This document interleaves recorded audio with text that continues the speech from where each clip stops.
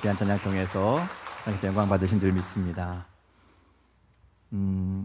오늘 설교 제목이 하나님의 큐시트이죠. 여러분 큐시트라는 말을 들어보셨죠?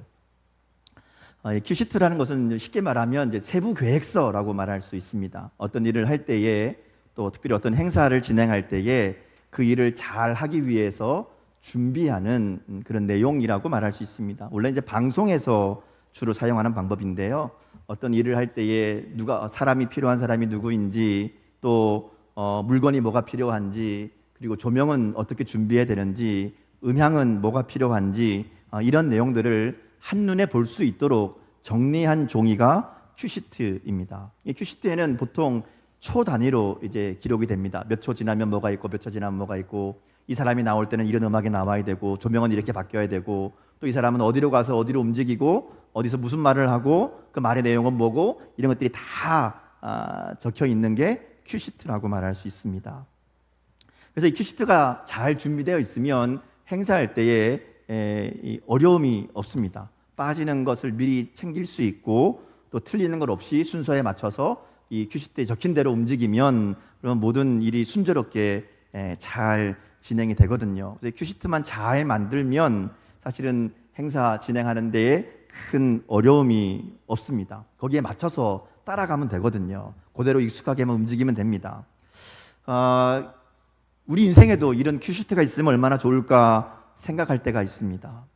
다음에 어떤 일이 벌어지고 그때는 이게 준비되어 있고 그때는 이렇게 움직이면 되고 그럴 때 요것이 나오게 되고 뭐 이런 내용들이 다 있으니까 그거 보고 그대로 따라하면 되거든요. 다 알려주니까 아무 문제 없이 어려움 없이 이 문제들을 해나갈 수 있는 그런 삶이 된다라는 겁니다.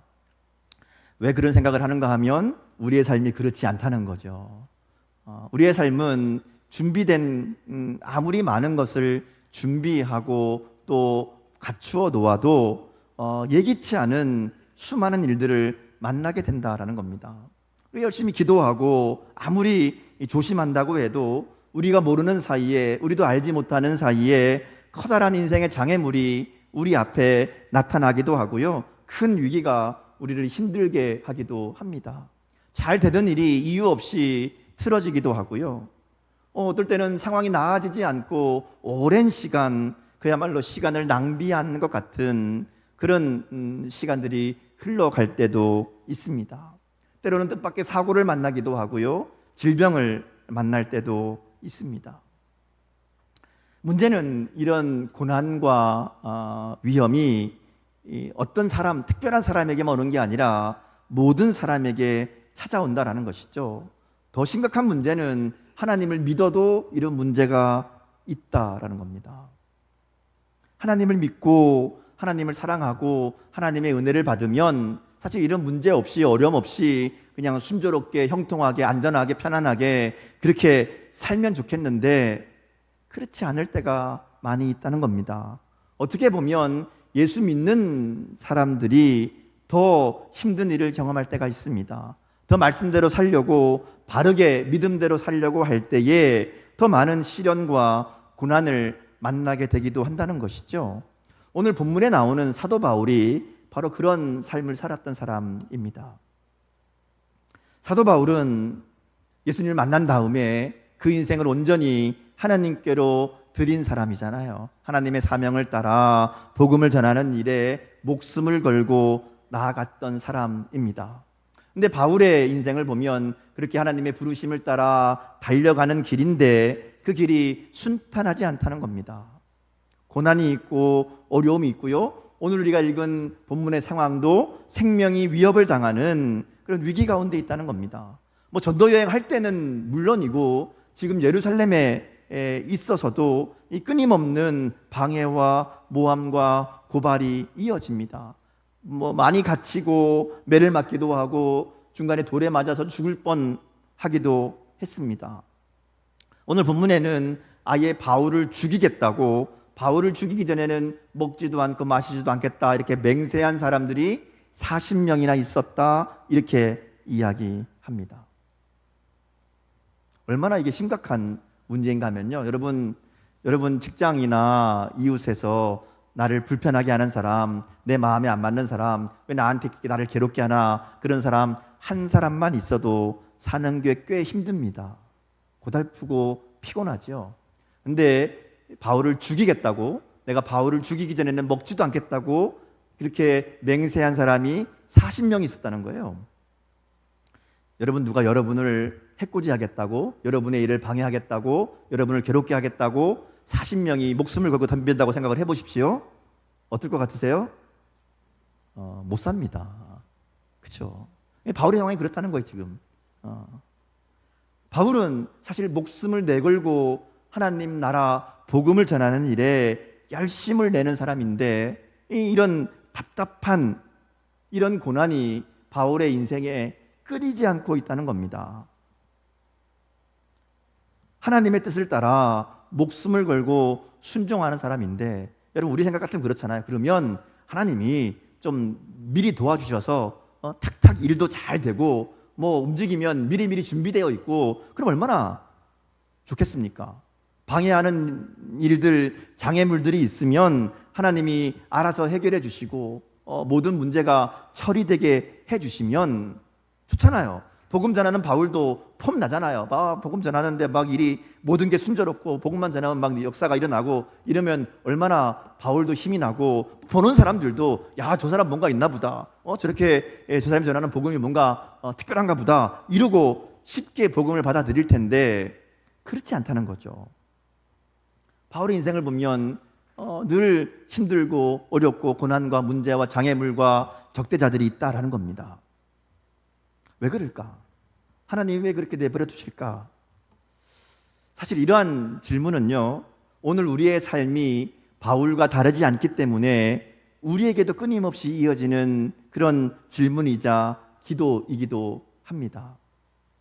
우리가 열심히 신앙생활 하려고 할 때에, 어떻게 해서든 말씀대로 좀 살아보려고 할 때에 하나님이 좀 일을 잘 풀리게 도와주시면 좋을 텐데 별로 그렇지 않다는 겁니다. 안 해보셔서 모르시는 것 같아요. 믿음으로 사는 것, 하나님 말씀대로 사는 것, 그렇게 내가 결단하고 다짐하고 좀 내가 열심히 해야지, 그러면 꼭 방해하는 일들이 생깁니다. 문제가 생기고요. 그러다 보면 어떨 때는 야, 내가 이렇게 믿음으로 결단하고 하나님 말씀대로 살려고 하는 것이 무슨 소용이 있느냐, 이거 없이 그냥 이런 믿음의 결단 없이 사는 사람들도 잘 사는데 믿음으로 산다고 하는 내 삶이 이렇게 힘들고 어렵냐, 이런 마음이 들면요, 신앙생활 하는 게 무슨 소용이 있나 싶기도 합니다. 오늘 본문에 나오는 이 바울의 이야기는 바로 이런 고민을 가지고 있는 우리들에게 들려주시는 하나님의 말씀이라고 할 수 있습니다. 하나님의 뜻이 어디 있을까? 하나님 왜 우리 가운데 고난을 허락하시는가? 이것이 오늘 바울에게 일어난 사건을 통해서 우리에게 보여주시려는 하나님의 말씀이라고 할 수 있습니다. 말씀을 좀 볼까요? 오늘 본문 11절 말씀을 보면요, 바울이 유대인들에게 생명을 잃을 위기에 처해 있을 때에 그날 밤에 하나님이 바울을 찾아오셔서 그의 곁에 서서 격려해 주시는 내용이 11절 말씀입니다. 지금 사실 사도 바울은 예루살렘에 와서 어떻게 해서든지 유대인들의 마음을 좀 돌려보려고 애쓰는 중입니다. 바울에 대한 안 좋은 소문이 있다고 얘기하니까, 그러면 그 소문이 오해라는 것, 잘못되었다는 것, 바울이 율법을 무시하거나 성전을 더럽히려고 한다는 것이 아니라는 것을 확인시켜주기 위해서 일부러 성전에 가서 정결을 하게 하는 예식도 행하고요, 또 나실인 서원하는 사람들의 비용도 대주면서 내가 이렇게 율법을 존중하고 율법을 잘 지키고 율법대로 살려고 하는 사람이다, 성전에서 거룩하게 정결하게 이 성전을 내가 잘 지키려는 그런 사람이라는 것을 보여주는 그런 일들을 했잖아요. 그러니까 바울이 이렇게 열심히 노력하는데 정말 최선을 다해서 그들의 마음을 돌리고 유대인들에게 복음을 전할 수 있는 기회를 만들려고 지금 애쓰고 있는데, 오히려 그들이 바울의 이야기를 들으려고 하지 않습니다. 그리고 죽이려고 하잖아요. 막 죽이려고 하니까 오죽하면 천부장이 쫓아와서 말리는 상황이 벌어졌겠습니까? 상황이 나아지기는커녕 점점 꼬여만 갑니다. 천부장이 와서 다행히 바울을 이 소동에서 보호하고 지금 로마 군인들의 영내에 머물러 있지만 바울의 마음이 얼마나 착잡하고 답답했을까 하는 거죠. 근데 그날 밤에 주님이 찾아오셔서 바울 곁에 서서 위로해 주시는 겁니다. 약속해 주시는 거예요. 네가 로마에 가서 복음을 전하도록 내가 너와 함께 하겠다, 이렇게 말씀을 주시는 거거든요. 바울에게 큰 힘이 되었을 겁니다. 하나님께서 나의 이 상황을 외면하지 않으시고 보고 계시고 또 나에게 주신 사명대로 로마에 가서 복음을 전하는 이 일을 할 수 있도록 하나님 나와 함께 하시겠다 또 확인해 주시는 이 말씀이 바울에게는 큰 힘이 되었을 겁니다. 근데 이걸로 끝나지 않아요. 그 다음부터 나오는 이야기를 보면 하나님이 주신 약속이 어떻게 이루어지는가, 마치 하나님이 짜놓으신 큐시트가 있는 것처럼 일들이 진행되는 것을 우리가 보게 됩니다. 위기 상황에 있는 바울에게 하나님이 도와줄 사람들을 붙여줍니다. 12절 13절에 보면 바울을 죽이기 전에는 먹지도 않고 마시지도 않겠다, 이렇게 맹세한 사람들이 40명이나 있었고요. 이들이 바울을 지금 로마 군인들에게 보호받고 있으니까 다시 재판장으로 사내들인 공회로 데려오도록 그렇게 요청을 하고 오는 길에 죽이겠다, 이렇게 이제 계획을 세우고 있는 사람들이 있습니다. 근데 이 바울을 죽이려는 음모가 바울의 조카에게 들려지게 됩니다. 사실 바울의 조카는 여기 한 번만 나오거든요. 성경에 안 나오는 사람이었는데 갑자기 이 사람이 나온 거예요. 아마도 바울의 가족 중에 예루살렘에 머물고 있던 그런 친척 조카가 있었던 것이고, 아마 이 청년으로 나오죠. 이 청년이 이 예루살렘 이 사람들, 유대 종교 지도자들 사이에 일어나는 이 이야기를 듣게 되었던 것 같아요. 어떻게 들었는지 몰라요. 듣게 되고 이것을 바울에게 와서 알려줍니다. 바울이 들은 얘기를 천부장에게 전하게 하죠. 이 상황을 전해들은 천부장이 로마 시민인 바울을 보호하기 위해서 특단의 조치를 내립니다. 바울의 조카도 그렇고 이 천부장도 그렇고 사실은 한 번도 바울과 직접적인 내용이 안 나왔던 사람이거든요. 그런데 이 상황 가운데, 고난 가운데, 이 위기 가운데 바울을 돕는 사람들로 등장한다는 겁니다. 특별히 천부장은 사실 바울과 아무런 관계가 없고 도와줄 이유가 없는 사람이거든요. 그런데 하나님이 이 상황을 만드셔서 이 바울을 돕는 자로 이 천부장을 사용하신다라는 겁니다. 여기서 끝나지 않아요. 이 상황을 듣고 이 천부장을 통해서 바울을 가이사라로 옮기는 일들이 일어나게 됩니다. 23절 말씀을 보면, 그 이하에 보면 천부장이 이 부하 백부장 둘을 불러서 가이사라까지 갈 보병 200명, 기병 70명, 창병 200명을 준비하도록 합니다. 이게 밤 3시라 그랬는데 우리로 얘기하면 한 9시쯤 되는 거예요. 저녁 9시, 밤 늦게 이제 갑자기 말하자면 소집을 한 거죠. 불러 모아서 군사들을 준비하게 합니다. 당시 천부장은 이제 밑에 있는 병력이 1000명이기 때문에 천부장이거든요. 백부장은 100명을 다스리는 장군, 천부장은 1000명을 다스립니다. 근데 이제 역사를 보면 실제적으로 천부장, 그래서 무조건 1000명이 다 있는 게 아니고요. 보통 한 600명에서 800명 정도가 그 밑에 있었다 그래요. 그러니까 지금 1000명이 다 있다 그래도 470명이거든요. 그러니까 예루살렘을 이 치안을 유지하기 위해서 주둔하고 있는 군대가 1000명인데 그 중에 반을 빼서 바울에게 붙여주는 겁니다. 이 말도 안 되는 이야기이거든요. 아무리 바울이 로마 시민이고 또 이 천부장이 바울에게 좀 실수한 게 있었잖아요. 로마 시민인 줄 모르고 막 잡고 때리려고 그랬던 내용들이 있긴 하지만 그것 때문에 이런 일을 한다는 것은 사실 이해가 안 되는 상황입니다. 이 상황은 하나님이 철저하게 준비하고 진행하는 상황이라고 말할 수밖에 없습니다. 바울을 죽이기 전에는 먹지도 않고 마시지도 않겠다라고 결심한, 맹세한 40명과 비교도 되지 않는 470명이라는 막강한 로마 군대를 바울에게 붙여주시는 겁니다.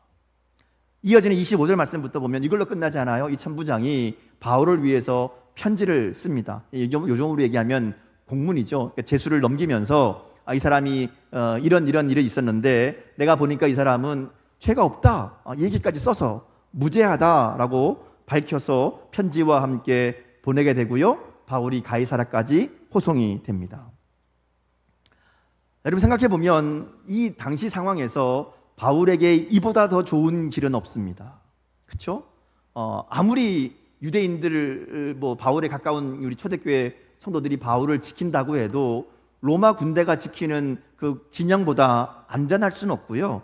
예루살렘 교회 모든 사람들을 다 데리고 가이사라로 도망간다 하더라도 이 로마 군대 470명이 지키는 것보다 안전할 수 없잖아요.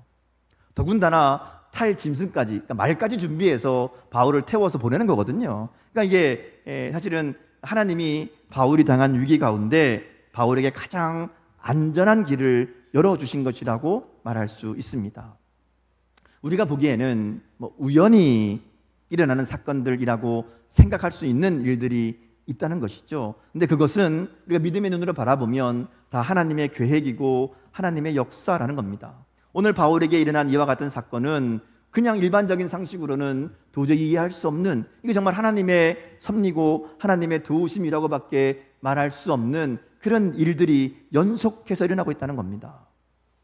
바울에게 그 전날 밤에 주셨던 네가 로마에 가서도 이같이 복음을 전하게 될 것이다, 그렇게 하겠다라고 약속하신 하나님의 약속이 지금 이 우연한 사건과 우연한 만남을 통해서 이 진행되고 인도되고 있다라는 겁니다. 가이사랴에 가서도 마찬가지입니다. 총독 앞에 서게 된 바울이 천부장이 말한 것처럼 죄가 없다는 것, 이 총독도 알게 됩니다. 근데 총독이 바울을 풀어주질 않아요. 문제가 없으면 풀어줘야 되잖아요. 근데 안 풀어줘요. 왜냐하면 사도행전을 보면 그가 바울에게 뇌물 받기를 바라는 마음으로 풀어주지 않았다, 이렇게 기록합니다.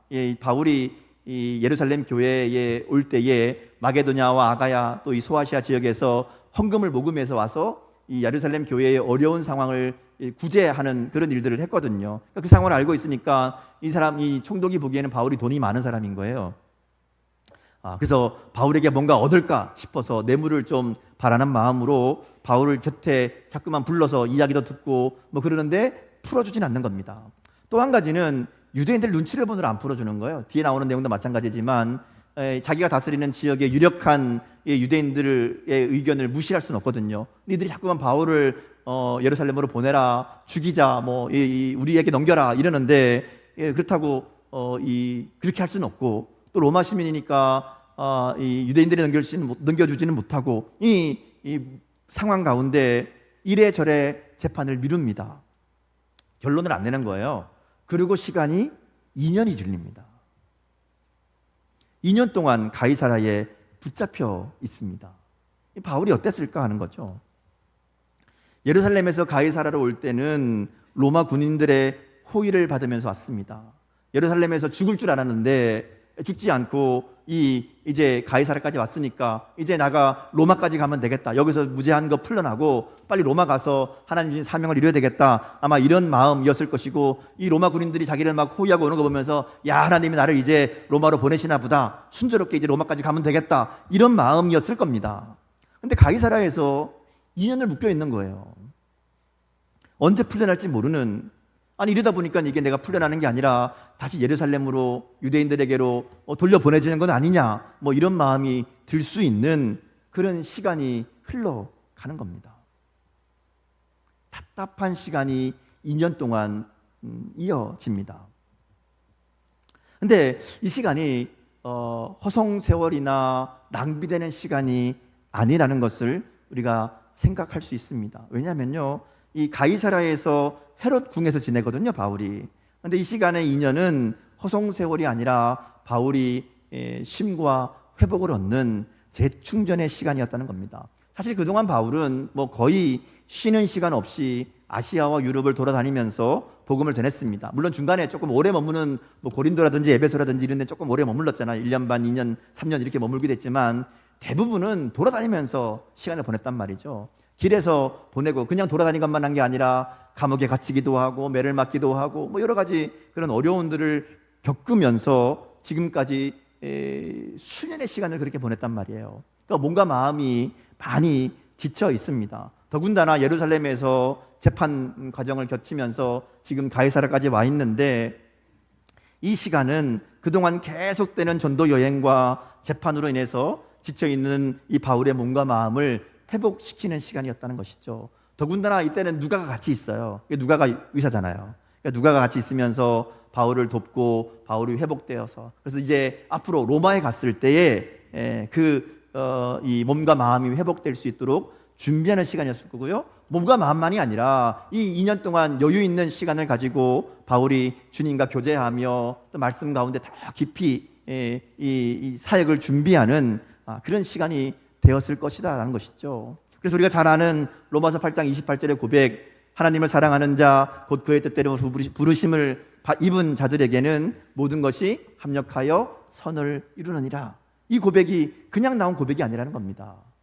바로 이와 같은 시간들을 거치면서 바울이 자신의 인생의 경험을 가지고 고백하는 이야기라고 말할 수 있다는 것이죠. 자기 인생 가운데 허송세월처럼 보이는 시간, 불필요한 일처럼 보이는 시간, 왜 이런 일이 나에게 있어야 되나 생각되는 그런 시간들이 우리가 보기엔 있지만, 그것이 바울이 지나고 보니까 이거 다 합력하여 선을 이루시는 하나님에게 꼭 필요한 시간이었다는 것을 깨닫게 된 겁니다.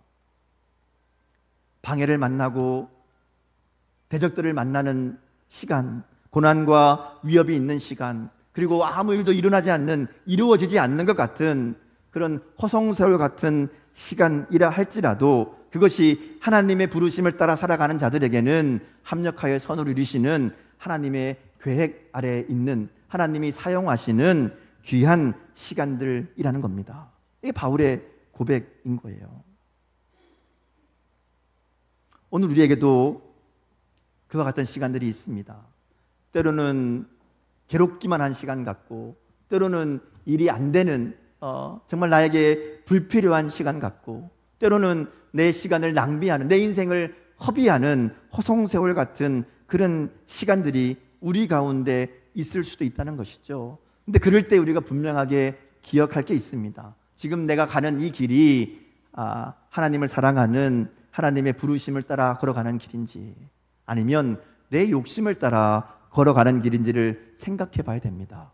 그리고 정말 내가 가는 이 길이 주님의 부르심을 따라 하나님을 사랑하는 마음으로 하나님의 영광을 위해서 걸어가는 길이라면, 하나님이 내가 겪고 있는 이 문제, 이 어려움들을 통해서도 합력하여 선을 이루실 것이라는 이 믿음으로 바라볼 수 있어야 된다라는 것이죠. 이게 하나님 우리 가운데 역사하시는 하나님의 방법입니다.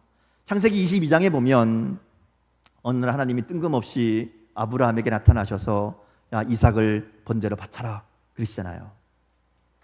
아브라함이 그 말씀에 순종해서 아들을 정말로 죽이려고 하죠. 근데 아들을 죽이려고 할 때에 하나님이 아브라함을 부르십니다. 그리고 하나님이 준비해 놓으신 제물을 보여주시죠. 아브라함이 이걸 보고 뭐라 그래요? 여호와 이래. 하나님이 준비하셨습니다. 하나님의 준비하심, 하나님의 예비하심이 있습니다. 그런데 여러분, 여호와 이래라고 해서 하나님이 반드시 우리에게 좋은 것을 예비하는 것은 아니라는 겁니다. 어떤 경우에는 하나님의 예비하심이 우리가 보기에는 좋지 않을 때도 있습니다. 요셉의 이야기를 보면요, 요셉이 보디발의 아내의 유혹을 피한 사건이 나오죠. 하나님 앞에서 범죄할 수 없습니다. 이 믿음으로 그 자리를 피합니다. 근데 그때 요셉에게 준비된 게 뭐였어요? 감옥이었습니다. 요셉이 그렇게 믿음으로 했으면 하나님이 상을 주시든지, 지금 노예니까 노예에서 풀어서 자유인이 되게 해주시든지, 집으로 돌려보내 주시든지 그러면 좋잖아요. 근데 그 다음 뭐였어요? 요셉에게 예비된 것은 상이 아니라 감옥이었습니다. 노예에서 죄인이 되게 하신 거예요. 요셉의 입장에서 보면 굉장히 섭섭한 하나님의 예비하심이죠. 하나님 나한테 왜 그러십니까? 이럴 수 있는 하나님의 예비하심입니다. 여러분, 우리가 요셉의 얘기를 들어보면요, 그렇게 감옥에 가게 된 요셉에게 아주 중요한 사건이 일어납니다. 요셉이 감옥에서 말하자면 총리 수업을 받는 거예요. 요셉이 간 감옥이 보디발의 감옥인데, 거기는 이 애굽의 주요 말하자면 이 중요한 요직에 있는 신하들, 고위 관리들만 오는 감옥입니다. 그들이 잘못을 저질렀을 때에 죄가 있을 때에 그 감옥에 가는 거예요. 그러니까 거기 오는 사람들은 물론 죄가 있어서 감옥에 오긴 했지만 애굽에서 가장 똑똑하고 유능한 사람들입니다. 당시 애굽의 가장 핵심 신하들이라고 말할 수 있습니다. 근데 요셉이 거기서 뭐 하는가 하면 그들을 만나고 그들을 섬기고 그들과 함께 생활하는 겁니다. 그러면서 그들을 통해서 애굽의 이 정치, 경제, 문화 이 모든 것들을 보게 되고 듣게 되고 야 이렇게 돌아가는구나 라는 것을 배우게 된다는 것이죠. 요셉이 만약에 그런 경험이 없이 나중에 애굽의 총리가 되었으면 아마 하루도 못 버텼을 겁니다. 근데 이러한 경험들이, 그러한 시간들이 요셉이 총리로서의 역할을 감당할 때에 중요한 그런 밑거름이 되었다라는 겁니다. 하나님은 요셉에게 좋지 않아 보이는 감옥이지만 가장 필요한 것으로 가장 완벽한 시간에 준비해 놓으신 것이라고 말할 수 있습니다. 그래서 여호와 이레는 우리에게 좋은 것이 아니라 우리에게 나쁜 것일 수도 있다는 겁니다. 그러나 그것이 하나님 보시기에는 가장 중요한 것, 가장 필요한 것으로 예비하신다라는 것이죠. 하나님이 예비하신 것은 궁극적으로는 좋은 것이라는 겁니다. 왜냐하면 하나님은 우리를 사랑하시는 우리의 아버지 되시는 하나님이시기 때문에 그렇습니다. 그러기에 하나님이 예비하시면 완벽합니다. 잘 만들어진 큐시트처럼 우리에게 있어야 될 것들, 필요한 것들을 준비하고 예비하신 그런 하나님의 일하심이 우리 가운데 있다는 것이죠. 오늘 우리가 바울의 이 사건을 통해서 우리가 배워야 될 것은 우리에게도 이와 같은 믿음이 있어야 된다는 겁니다. 우리 인생을 가장 좋은 길로 인도하신다는 믿음. 때때로 우리가 보기에는 좋지 않은 길, 우리의 계획과 우리의 생각과 다른 길로 우리를 인도하신다 할지라도 그것이 우리에게 가장 필요한 길이고 가장 빠른 길이고 가장 적당한 길이라는 이 믿음이 우리 가운데 있어야 된다는 것이죠. 하나님, 우리가 이 믿음을 가지도록 우리에게 고난을 허락하시기도 하고 때로는 문제를 겪게 하시기도 한다는 겁니다. 여러분, 한두 번 문제가 해결되고 일이 성공한다고 그게 더 중요한 일이 아닙니다. 그것이 하나님의 일하심이라는, 하나님의 섭리라는 분명한 믿음이 우리 가운데 있어야 된다는 것이죠. 그렇지 않으면 하나님이 한두 번 도와주셔서 일 잘 되고 성공하면 그때 어떤 생각을 하는가 하면 그저 내가 운이 좋아서 된 거다, 그저 우연히 잘 됐다, 그저 내가 애쓰고 노력해서 그래서 일이 된 거다, 이렇게 착각하며 살아간다는 겁니다. 우리에게 일어나는 모든 일은 의미 없는 일이 없습니다. 우리가 하나님의 부르심을 따라 살아갈 때 하나님 우리의 삶에 일어나는 모든 사건들, 모든 사람들, 우연처럼 보이는 모든 일들을 통해서 우리를 섬세하게 인도하고 계시는 줄 믿습니다. 중요한 것은 우리가 그 하나님을 신뢰하는 겁니다.